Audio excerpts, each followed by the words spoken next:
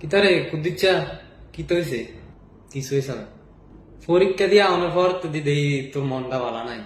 কি তো হয়েছে ক, দাদারে ক কি তো হয়েছে? আর যেমন পাস করতাম না, পরীক্ষা বেশি ভালো হয়েছে না। পাস করবা কেমনে? আর বছর খালি মোবাইল গুতাইবা আর ওই হাঙ্গির লগে কথা কইবা। ও আপনারে কইছে হাঙ্গির লগে কথা কয়। অনকার দিনও কি আর স্যার পরীক্ষা, পরীক্ষার নামে ঘন্টার আগা না, পরীক্ষা হয় না। যে গা আমনে দিলে বুঝলেন হইল কি আর স্যার পরীক্ষায় তো যায় ফলা পায়। নতুন নতুন প্যান্ট শার্ট ফিন্দা ওই সুফা দয়া ভাল লাগে বিয়া করতে যাইতে আছে।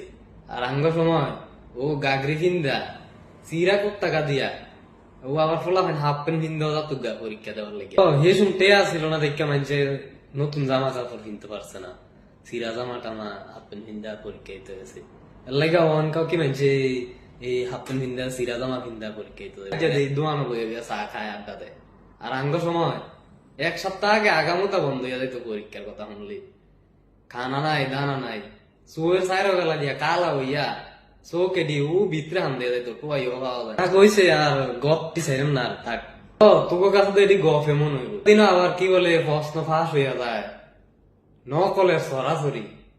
আর আঙ্গ সময় নকল কি জিনিস ফোলা মানে চিন্তুনি তইলে পাস করতেন কেমনি আপনারা? 100 জন পরীক্ষা দিলে ও 20 জন 30 জন টাইম না ঠিক না কোনো মতে পাস করতো। খাইছে রে।